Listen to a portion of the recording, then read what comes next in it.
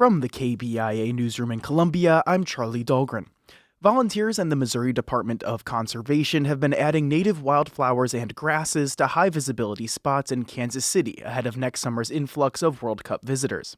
Tim Collins is a volunteer and organizer working on the idea. I want the Metro to present itself in a unique way, and I think wildflowers are one unique way to do that.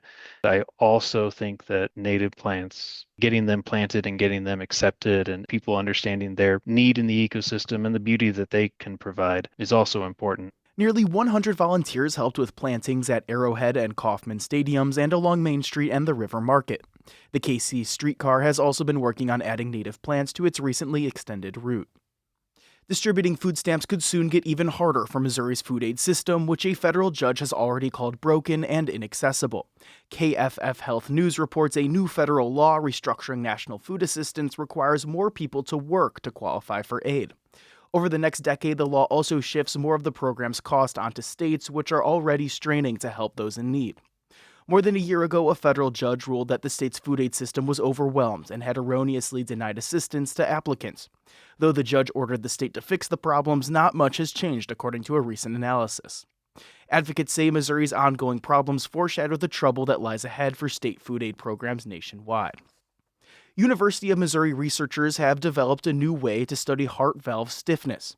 KBIA's Ethan Davis reports the research implants small pieces of human arteries and valves on a mouse's aorta to study the issue.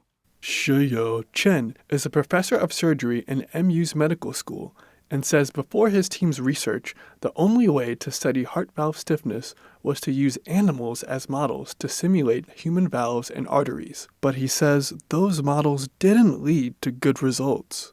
So that's why we generated a human as the model to use the human artery and the human valve to basically recapitulate the disease development.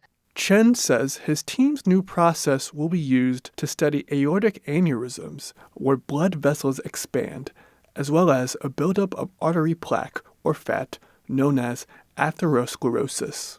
I'm Ethan Davis. 4 local school districts, including Columbia Public Schools, will be closed today as Boone County responds to its first batch of winter weather. The Columbia Missourian reports Southern Boone, Centralia, and Hallsville school districts will also be closed. Representatives from the district cited hazardous travel conditions as the driving factor behind the snow day. Centralia schools were also closed Monday due to the snow, but this is the first inclement weather closure of the year for the other 3 districts. The day off will not need to be made up at the end of the year for any of the schools. I'm Charlie Dahlgren, KBIA News, Columbia.